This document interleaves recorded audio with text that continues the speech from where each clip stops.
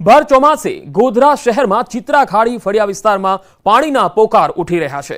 બાજુમાં ડ્રેનેજનું પાણી અને બાજુમાં જ પીવા માટેનું પાણી આવી રહ્યું છે, એ પણ ઓછા ફોર્સથી આવતા કુંડીમાં વાસણ નાખી પાણી ભરવું પડે છે। દિવસભર મહેનત કરી અને ફરી પાણી માટે ફાંફા મારવા પડે છે। શબ્દમાં ન વર્ણવી શકાય તેવી પરિસ્થિતિનો સ્થાનિક લોકો સામનો કરી રહ્યા છે। દ્રશ્યો જોનાર પણ એક વખત હચમચી જાય તેવી હાલત છે। હવે આ પરિસ્થિતિ માટે કોણ જવાબદાર છે? કેમ પીવાના પાણીની પણ વ્યવસ્થા નથી કરવામાં આવી રહી? તેના ચિત્રા ખાડી ફળિયા વિસ્તારમાં છેલ્લા કેટલાક દિવસોથી સ્થાનિકો છે નરકાગાર સ્થિતિમાં જીવી રહ્યા છે અને વારંવાર જે અંગેની રજૂઆતો કરવામાં આવ્યા પછી પણ પરિણામ નથી મળતું। ન્યૂઝ 18 ગુજરાતી દ્વારા આ સમગ્ર જે આપવીતી છે સ્થાનિકોની તેને વર્ણવવામાં આવી હતી। તેના બાદ તંત્ર દોડતું થયું હતું। સાથે સાથે એક ઉદ્યોગપતિ છે તે પણ અહીંના સ્થાનિકોની વારે આવી પહોંચ્યા હતા। હું આપને દ્રશ્યો બતાવીશ। ન્યૂઝ 18 ગુજરાતીની ટીમને આજે ફરીથી આ વિસ્તારના દ્રશ્યો બતાવવાની જરૂર એટલા માટે પડી છે। આપ આજુબાજુનો જે વિસ્તાર છે જોઈ શકો છો, અહીંયા પૂરેપૂરું ગંદકીનું સામ્રાજ્ય છે। આ સામ્રાજ્ય વચ્ચે અહીંયા પીવાનું પાણી પણ સ્થાનિકો કેવી રીતે મેળવી રહ્યા છે એના પણ હું આપને દ્રશ્યો બતાવીશ। આપ દ્રશ્યો જોઈને ચોક્કસથી ચોંકી જશો અને આપને એવું લાગશે કે ખરેખર આ જે દયનીય પરિસ્થિતિ છે એને હું પણ વર્ણવી શકું એવો મારી પાસે કોઈ શબ્દ નથી। એક તરફ ડ્રેનેજનું પાણી આવી રહ્યું છે, બીજી તરફ નળમાં પાણી આવી રહ્યું છે। આ જ પાણીથી મહિલાઓ પોતાનો જે ઘરમાં રસોઈ બનાવવા પીવાનો ઉપયોગ કરે છે। અહીંની મહિલાઓ છે તે મજબૂર બની આ પરિસ્થિતિમાં અહીંયા જીવન વ્યતીત કરી રહી છે। પીવાનું નાવું ધોવું બધું આનથી જ હર ચોમાસામાં 12 માસ આ જ પરિસ્થિતિ હોય છે। અમારે પીવાના પાણી બદલે બધી જ રીતે ખાડી ફળિયા અને આ જ પરિસ્થિતિમાં અમે બધા જીવીએ છીએ। કોઈ અમારી સુનવાઈ સાંભળતું નથી। મામલેદારમાં ગયા, કલેક્ટરમાં બધે જઈને આવ્યા અમે। ગમે તે હોય, જેની પણ બેદરકારી હોય તેની સામે પગલાં ભરવા જોઈએ। સાથે સાથે અહીંના સ્થાનિકોને કમસે કમ પીવાનું પાણી યોગ્ય રીતે અને સારું મળી રહે, શુદ્ધ મળી રહે એવી વ્યવસ્થા પણ કરવી જોઈએ। રાજેશ જોશી, ન્યૂઝ 18 ગુજરાતી, ગોધરા, પંચમહાલ। ભાવનગર મનપાની ઢીલી નીતિ અને અણઆવડતના કારણે યાત્રાધામનો કરોડોનો પ્રોજેક્ટ હાંસિયામાં ધકેલાઈ ગયો। એરપોર્ટ રોડ પર આવેલા રૂવા રવેચી ધામનું કામ 1 વર્ષના બદલે 3.5 વર્ષે પણ અધૂરું છે। યાત્રાધામ બોર્ડે રવેચી ધામ રૂવા લેક ડેવલપમેન્ટ માટે 4 કરોડની ગ્રાન્ટ આપી। મનપાએ ફક્ત કામનું સંચાલન કરવાનું હતું, તેમાં પણ તંત્ર નિષ્ફળ ગયું। 3.5 વર્ષમાં માત્ર 70% કામ થયું, એમાં પણ હવે કોન્ટ્રાક્ટરે હાથ ઊંચા કરી દીધા। ત્યારે તંત્ર માત્ર નોટિસ આપીને સંતોષ માને છે। આ પ્રોજેક્ટમાં 5 સિટી એન્જિનિયર બદલાઈ ગયા, 3 ચેરમેન બદલાયા, 2 કમિશનરની બદલી થઈ ગઈ, છતાં આ પ્રોજેક્ટ પૂર્ણ થયો નથી। પ્રોજેક્ટના કેમ્પસની ડિઝાઇનના પણ ઠેકાણા નથી। અમદાવાદની એજન્સી આર્કિટેક્ટ કન્સલ્ટન્ટ તરીકે કામ કરી રહી છે, જેને કોર્પોરેશન ફી ચૂકવી રહી છે, છતાં સમયસર ડિઝાઇન નહીં આપીને ભાવનગરના પ્રોજેક્ટને બાનમાં લીધા હોય એવો ઘાટ ઘડાયો છે। ટલ્લે ચઢેલા આ પ્રોજેક્ટને વહેલી તકે પૂરો કરવા માટે શહેરીજનોની માંગ છે।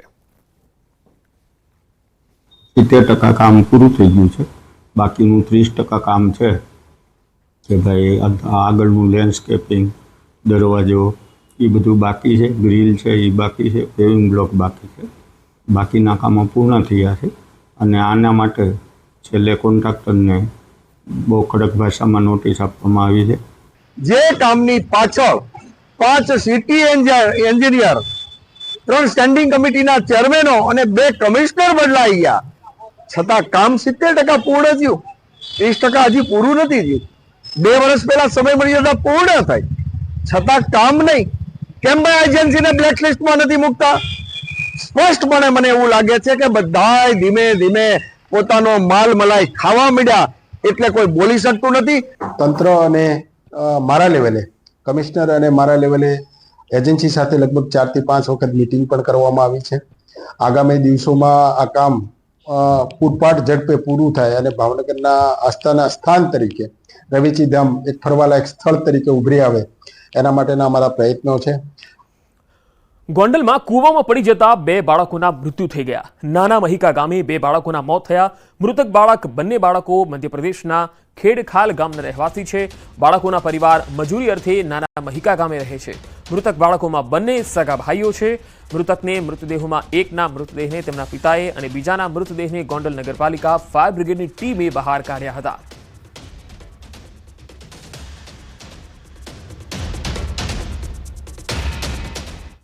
બનાસકાંઠામાં આવેલ ભારત પાકિસ્તાન નડાબેટ બોર્ડર પર સ્વતંત્રતા પર્વની ઉજવણી કરાઈ। બીએસએફના જવાનોએ ધ્વજવંદન કરીને તિરંગાને સલામી આપી અને સાથે જ સાંસ્કૃતિક કાર્યક્રમ પણ અહીંયા યોજાયો હતો। કાર અને બાઇક રેલી સહિતના અલગ અલગ કાર્યક્રમોનું આયોજન કરવામાં આવ્યું।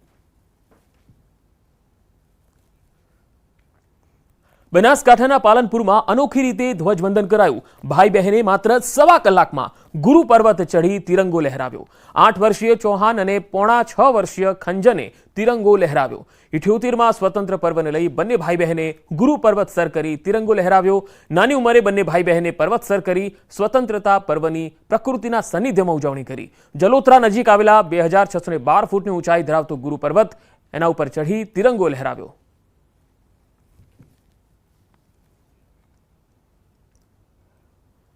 સ્ટેચ્યુ ઓફ યુનિટી અને સરદાર સરોવર નર્મદા ડેમ પર સ્વતંત્રતા પર્વની હર્ષોલ્લાસ સાથે ઉજવણી કરાઈ, જેમાં મોટી સંખ્યામાં અધિકારીઓ અને કર્મચારીઓ પણ જોડાયા। એકતાનગરમાં સ્ટેચ્યુ ઓફ યુનિટીના સીઈઓ ઉદિત અગ્રવાલે તિરંગો ફરકાવ્યો અને રાષ્ટ્રધ્વજને સલામી આપી। અહીંયા સાંસ્કૃતિક કાર્યક્રમોનું પણ આયોજન કરાયું। ઉદિત અગ્રવાલે આ પ્રસંગે પ્રવાસીઓને સ્ટેચ્યુ ઓફ યુનિટી આવવા માટે આમંત્રણ આપ્યું।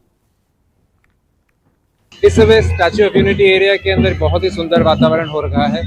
हमारे डैम के हमने गेट्स खोले हुए हैं, जिससे कि डैम जो पानी का ओवरफ्लो है वो भी लोगों को देखेगा, बहुत अच्छा लगेगा देखने में। थोड़े ही समय में हमारे यहाँ पर बोटिंग एक्टिविटीज भी फिर से शुरू हो जाएंगी। रिपेयर वर्क जो था वो हो चुका है। एक बहुत ही अच्छा मौका है कि टूरिस्ट इस समय स्टैच्यू ऑफ यूनिटी एरिया में आए। मैं सभी को आमंत्रित करता हूँ। આજે સ્વતંત્રતા દિવસની દેશભરમાં ઉજવણી કરવામાં આવી રહી છે, ત્યારે અમદાવાદના સાબરમતી રિવરફ્રન્ટ ખાતે પણ ક્રૂઝ ઉપર રાષ્ટ્રધ્વજ ફરકાવી સ્વતંત્રતા દિવસની ઉજવણી કરાઈ। રિવરફ્રન્ટ ક્રૂઝ ખાતે ઇન્ડિયન આર્મીના અલગ અલગ બટાલિયનના ઓફિસરો ઉપસ્થિત રહી ધ્વજ ફરકાવી સલામી આપી। અમદાવાદ રિવરફ્રન્ટ ખાતે સાબરમતી નદી વચ્ચે ક્રૂઝ લઈ જવામાં આવ્યું અને સાબરમતી નદી વચ્ચે ક્રૂઝ પર ધ્વજ ફરકાવવામાં આવ્યો। અક્ષર ક્રૂઝે ઇન્ડિયન આર્મીને ધ્વજવંદન માટેનું ઇન્વિટેશન આપ્યું, ત્યારે આ ઇન્વિટેશન સ્વીકારી દેશના જવાનો ઉપસ્થિત રહ્યા। હાજર રહેલાઓમાં ઘણા જવાનો કારગિલ યુદ્ધમાં પણ લડ્યા હતા। રિવરફ્રન્ટ પર ધ્વજવંદનનો મનમોહક નજારો જોવા મળ્યો। આપણે જે બધું છીએ અહીંયા આટલી ભારત દેશ આગળ વધી રહ્યો છે ઇન્ડિયન આર્મીના લીધે છે, તો અમે એમને ઇન્વાઇટ કર્યા હતા। એમના હાથે મેજર જોશીકર હોય છે, એમના હાથે આપણે ફ્લેગ હોસ્ટિંગ કરાવવાનું નક્કી કર્યું હતું અને એમણે આપણું પ્રપોઝલ એક્સેપ્ટ કર્યું અને ઉદ્દેશ કર્યો, તો એ લોકો એટલા ખુશ થયા છે એમણે। સમગ્ર દેશમાં 78માં સ્વાતંત્ર્ય દિવસની ઉજવણી કરવામાં આવી રહી છે, ત્યારે અમદાવાદમાં ગુજરાત કોંગ્રેસ દ્વારા આઝાદીના પર્વની ઉજવણી કરવામાં આવી હતી। ગુજરાત કોંગ્રેસ પ્રમુખ શક્તિસિંહ ગોહિલ સહિતના નેતાઓ ઉપસ્થિત રહ્યા, ત્યારે શક્તિસિંહ ગોહિલે સ્વતંત્રતા દિવસની શુભકામના આપી અને જણાવ્યું કે આપણા માટે સૌથી મોટો અને રાષ્ટ્રીય તહેવાર એટલે સ્વાતંત્ર્ય પર્વ। આ સાથે તેમણે કહ્યું કે ગાંધી, સરદાર આંબેડકર, નહેરુ સહિતના નેતાઓનો ઇતિહાસ સ્વર્ણ અક્ષરે લખાયો છે।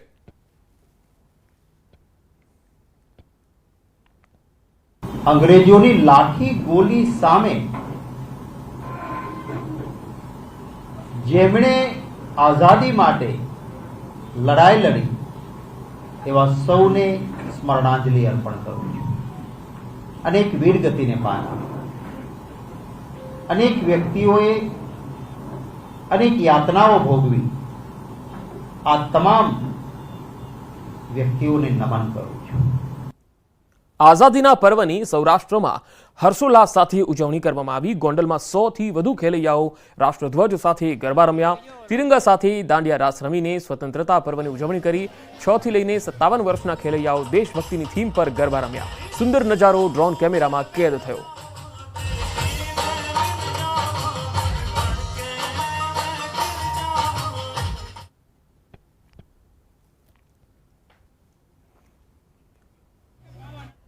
દેશભરમાં 78માં સ્વતંત્રતા પર્વની ઉત્સાહભેર ઉજવણી કરવામાં આવી રહી છે, ત્યારે પોરબંદરમાં પણ શ્રી રામ સી સ્વિમિંગ ક્લબના સભ્યો દ્વારા મધદરિયે ધ્વજવંદન કરી આ રાષ્ટ્રીય પર્વની અનોખી ઉજવણી થઈ।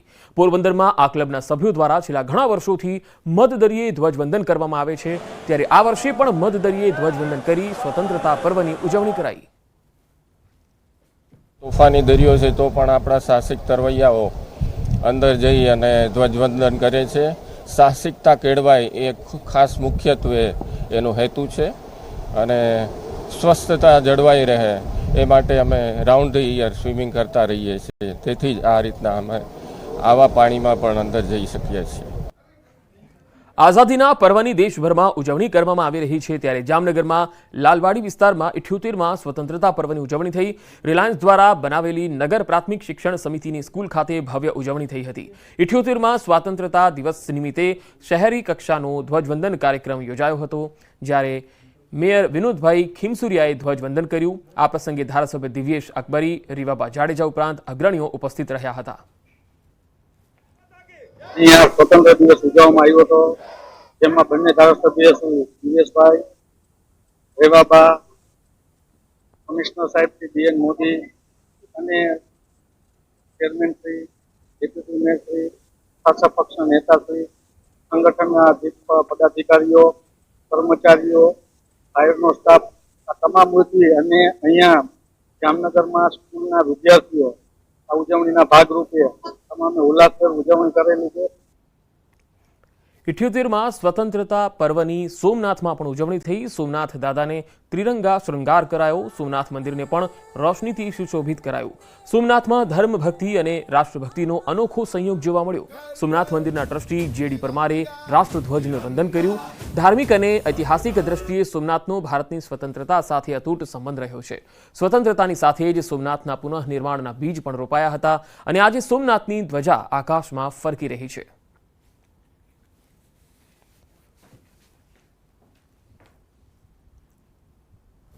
સોમનાથમાં મોટી સંખ્યામાં પોલીસના જવાનો પણ ઉપસ્થિત રહ્યા હતા અને તિરંગો લહેરાવી અને તિરંગાને સલામી પણ આપી હતી।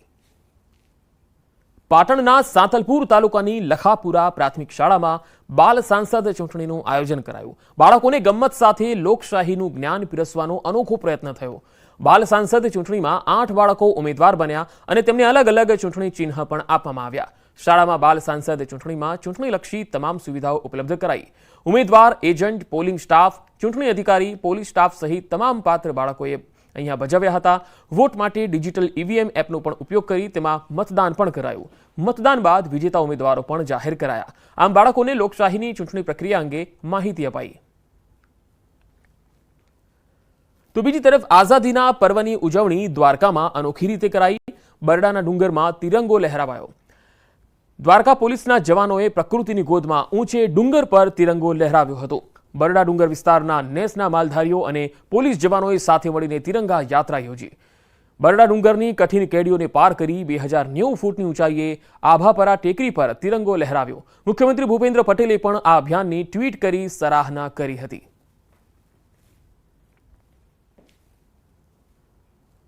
સંઘ પ્રદેશ દમણમાં સ્વતંત્રતા પર્વની ઉજવણી થઈ હતી। પ્રદેશના પ્રશાસક પ્રફુલભાઈ પટેલે તિરંગો લહેરાવીને સલામી આપી। શાનદાર પરેડની સલામી ઝીલી। સાંસદ ઉમેશ પટેલ, સ્વતંત્રતા સેનાની ઉચ્ચ અધિકારીઓ અને રાજકીય સામાજિક હસ્તીઓ પણ કાર્યક્રમમાં ઉપસ્થિત રહી। પ્રફુલ પટેલે સંઘ પ્રદેશની જનતાને શુભકામના પાઠવી।